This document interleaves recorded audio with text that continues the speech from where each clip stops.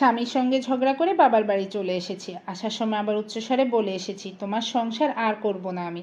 স্বামী আমার কথা শুনে শুধুমাত্র নির্বাক হয়ে চেয়েছিল। বাবার বাড়ি আসা মাত্রই ভাইয়া বলল, কি ব্যাপার আয়শা, তুই হঠাৎ বাড়িতে?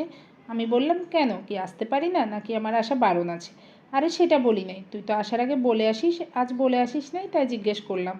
ও আচ্ছা, তুই বিশ্রাম কর, আমি বাজার করে আসি। এমন সময় ভাবি বলে উঠল, দরদ দেখে উতলে পড়তেছে বোনের জন্য। আমার বাবা মা আসলে বাজারে যাবার নাম গন্ধ থাকে না, আর এদিকে বাড়িতে বোন আসা মাত্রই বাজারে চলে যাচ্ছ। বলি কি, পকেটে টাকা আছে নাকি বাচ্চার স্কুলে যেই টাকা দিবা সেটা নিয়েই যাচ্ছ? ভাবির অমন কথা শুনে ভাইয়া বলে উঠল, আরে হ্যাঁ, এমন করতেছো কেন, বুঝলাম না। ভাবি আরও বলে উঠল, তোমাকে বাজারে যেতে হবে না, বাসায় যা আছে আয়সাও সেটা দিয়েই খাবে, ওই টাকাটা নষ্ট করিও না। ভাবির মুখে এসব কথা শুনে আমি কি বলবো ভেবে পাচ্ছিলাম না, কারণ পৃথিবীতে আমার এই ভাইটি ছাড়া আর কেউই নেই। বাবা মা অনেক আগেই মারা গিয়েছে।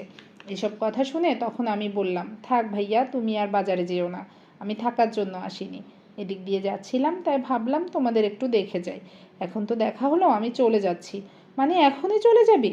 হ্যাঁ ভাইয়া, এখনই যেতে হবে। আচ্ছা ভাবি, ভালো থাকেন, যদি সময় পান আমার বাড়ি আসিয়েন। ভাবি বলল, আচ্ছা। এরপরে একটি কথাও না বলে সোজা স্বামীর বাড়িতে চলে আসলাম। আমার স্বামী আমাকে দেখে মিটমিট করে হাসতেছে। তা দেখে আমি বললাম, ভালোবাসি বলেই তো চলে আসছি। শোনো, তুমি রান্না বসাও, আমি বাজার থেকে কেনাকাটা করে আসতেছি। আসলে বিয়ের পর মেয়েদের সুখের কোনো স্থান থেকে থাকে, সেটা হলো স্বামীর বাড়ি। স্বামীর বাড়ি থেকে ঝগড়া করে বাবার বাড়িতে যাও, তখন বাস্তবতা কী জিনিস সেটা বুঝবে। দুনিয়াতে বিয়ের আগে যদি কেউ আপন থাকে সেটা হলো বাবা মা, আর বিয়ের পর যদি কেউ আপন হয় তা হলো স্বামী। হয়তোবা সব মেয়ের কপালে এমন ভালো স্বামী থাকে না, কিন্তু যেই মেয়ের কপালে ভাগ্য করে এমন স্বামী পেয়েছে, সেই মেয়ের জান্নাত দুনিয়াতে।